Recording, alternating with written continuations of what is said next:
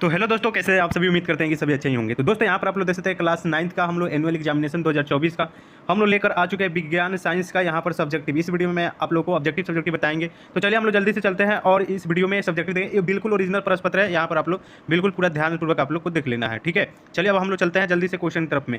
ठीक है, यहाँ पर क्वेश्चन देख सकते हैं। सबसे पहले रहेगा आप लोग को भौतिकी यानी फिजिक्स यानी लघुत्तरीय प्रश्न हम लोग देखेंगे और इसका आंसर के साथ में देखेंगे। ठीक है, तो चलिए यहाँ पर आप लोग नीचे जैसे बढ़ते हैं तो यहाँ पर आप लोग को देख लेना है संतुलित और असंतुलित बल की परिभाषा देना है। ठीक है, तो चलिए हम लोग इसका आंसर कर लेते हैं। पहले क्वेश्चन पढ़ लेते हैं। देखिए, संतुलित और असंतुलित बल की परिभाषा देना है। उसके बाद में है तय की गई दूरी और विस्थापन में अंतर बताना है। ठीक है, ये आप लोग का क्वेश्चन है, ओरिजिनल प्रश्न पत्र है। तो चलिए और इसके नेक्स्ट क्वेश्चन देख लेते हैं।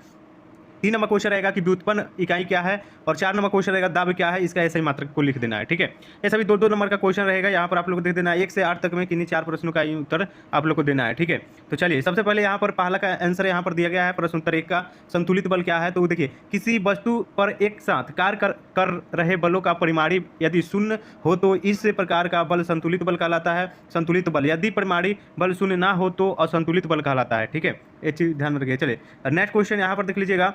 ठीक है, यहाँ पर 3 नंबर क्वेश्चन दिया गया। 3 नंबर क्वेश्चन का उत्तर दिया गया है व्युत्पन्न इकाई। ठीक है, व्युत्पन्न इकाई वे इकाई जो आधारित मात्रकों की सहायता से व्यक्त किया जाता है, जैसे क्षेत्रफल की व्युत्पन्न इकाई मीटर स्क्वायर है जो लंबाई मूल राशि के मूल मात्रक मीटर से उत्पन्न हुई है। ठीक है, ये चीज़ आप लोग को ध्यान में रख लेना है। उसके बाद में नेक्स्ट क्वेश्चन यहाँ पर देखिए 15 नंबर क्वेश्चन यहाँ पर देख लेते हैं। दिया गया है कि पदार्थ के मोल से आप क्या समझते हैं। क्वेश्चन आप लोग देख लीजिएगा, आंसर आप लोग अपने से भी बना सकते हैं। उसके बाद में देख सकते हैं संभारिक क्या है और 17 नंबर क्वेश्चन है कि अष्टक का नियम क्या है और 18 नंबर क्वेश्चन देखिए अमोनीकरण क्या है।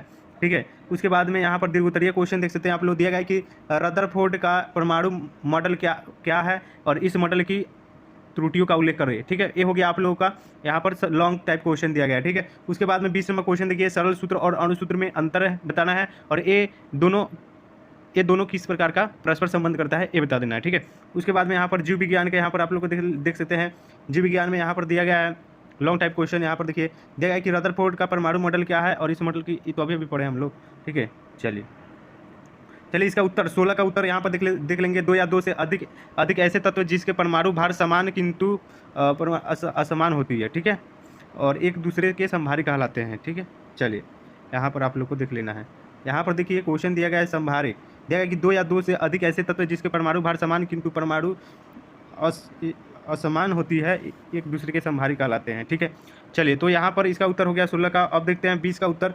दिया गया 20 का उत्तर यहाँ पर देखिए, सरल सूत्र किसी यौगिक का वह सूत्र जो उस यौगिक के अणु में उपस्थित तत्वों के परमाणुओं की संख्या सरलतम रूप यानी कि संपारिक अनुपात व्यक्त करता है। सरल सूत्र या मूलानुपाती सूत्र कहलाता है। ठीक है, यहाँ पर जैसे में यहाँ पर देख सकते हैं एल्कोहल का समान सूत्र होता है C2H6O।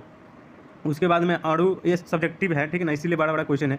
अणु सूत्र या रासायनिक सूत्र। ठीक है, यहाँ पर इसका उत्तर दिया गया है, ध्यानपूर्वक पढ़ लीजिए। दिया गया है कि किसी रासायनिक यौगिक का वह सूत्र जो यह उस यौगिक के अणु में उपस्थित तत्वों के परमाणुओं की वास्तविक संख्या को व्यक्त करता है, उस यौगिक का अणु सूत्र कहलाता है। ठीक है, उसके बाद में यहाँ पर आप लोग देख सकते हैं 21 का यहाँ पर जीव विज्ञान का क्वेश्चन है, किस प्रकार की कोशिका को क्रियोस्टिक कोशिका कहलाता है। उसके 22 नंबर क्वेश्चन है लवक कितने प्रकार के होते हैं, उनके कार्यों का उल्लेख करें।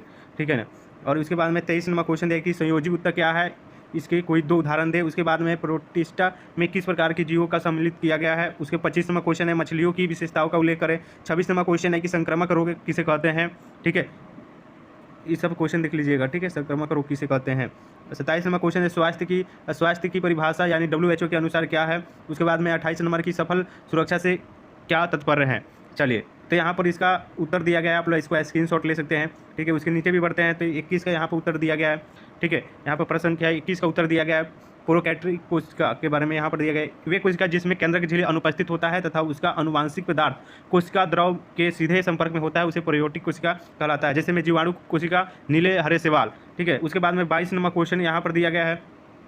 चलिए यहाँ पर 22 नंबर क्वेश्चन देखिए, लवक के प्रकार पूछा जा रहा है। यहाँ पर देखिए लवक केवल पादप कोशिका में पाए जाते हैं। ये मूलतः 3 प्रकार के होते हैं। यहाँ पर देखिए वर्णी लवक, रंगीन लवक और अवर्णी लौक यानी कि उसको रंगीन लौक के नाम से जानते हैं। देखिए रंगीन लौक जो भोज्य पदार्थ का संचालन करते हैं, और अवर्णी लौक यानी कि रंगीन लौक फूल फल बीज इत्यादि के रंग प्रदान करते हैं। हरित लौक पत्तियों एवं नए तनों का हरा रंग प्रदान करते हैं। यही क्लोरोफिल की उपस्थिति के प्रकाश संश्लेषण होता है, ठीक है ना।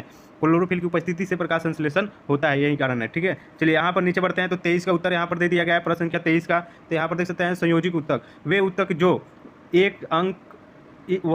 एक अंग को दूसरे अंग से जोड़कर कार्य करते हैं संयोजित उत्तक कहलाते हैं। संयोजित उत्तक मूलतः दो प्रकार के होते हैं। यहाँ पर देख सकते हैं उदाहरण दिया गया है। यहाँ पर उत्तक यानी कि तरल संयोजिक और ठोस संयोजिक उत्तक। तो तरल संयोजिक का जैसे में रुधिर और लासिका हो जाएगा, और ठोस संयोजिक उत्तक का उदाहरण हो जाएगा अस्थि, उपास्तिक और लिगामेंट और टेंडन, ठीक है, ये हो गया इत्यादि। 23 का उत्तर हो गया, आप लोग स्क्रीनशॉट ले सकते हैं। उसके बाद में 24 का यहाँ पर उत्तर दिया गया है प्रियोटिस्टा के बारे में यहाँ पर इसका उत्तर दिया गया है। यहाँ पर आप लोग को पढ़ लेना है, ठीक है, अपने से पढ़ लीजिएगा, टाइम बहुत कम है, ठीक है, इसीलिए हम नहीं पढ़ पा रहे हैं। देखिए 29 का उत्तर यहाँ पर देख सकते हैं आप लोग, ठीक है ना। स्क्रीन वीडियो रोक कर आप लोग पढ़ लीजिएगा, ठीक है। चलिए अब चलिए यहाँ पर उसका 29 और 30 का, यहाँ पर 29 का क्वेश्चन यहाँ पर दिया गया है कि अच्छे स्वास्थ्य की मूल शर्तें क्या है। तो देखिए अच्छे स्वास्थ्य के मूल शर्तें जो है ना वो यहाँ पर दिया गया है। देखिए अच्छा स्वास्थ्य किसी व्यक्ति के शारीरिक, मानसिक, मनोवैज्ञानिक और सामाजिक कुशल क्षेत्र की स्थिति को स्वास्थ्य कहते हैं। अच्छे स्वास्थ्य की शर्तें, अच्छा स्वास्थ्य होने के लिए संतुलन आहार, स्वच्छ भोजन और शुद्ध एवं स्वच्छ हवा, ठीक है, ये होगा 29 का उत्तर, ठीक है। उसके बाद में यहाँ पर भी कुछ दिया गया है संतुलित आहार के बारे में। संतुलित आहार से तात्पर्य ऐसा आहार जिसमें सभी भोजन तत्व जैसे कार्बोहाइड्रेट, प्रोटीन, वसा, खनिज, लवण, विटामिन संतुलित मात्रा में उपस्थित हो। और स्वच्छ भोजन यानी कि व्यक्तिगत और घरेलू स्तर पर स्वच्छता होनी चाहिए। जो भोज्य पदार्थ या पेय पदार्थ हम ग्रहण करते हैं वह शुद्ध एवं साफ होना चाहिए, जिसमें हम खुद एवं अन्य लोगों स्वच्छ रह सके, और स्वच्छ कपड़े पहनना चाहिए इत्यादि, ठीक है।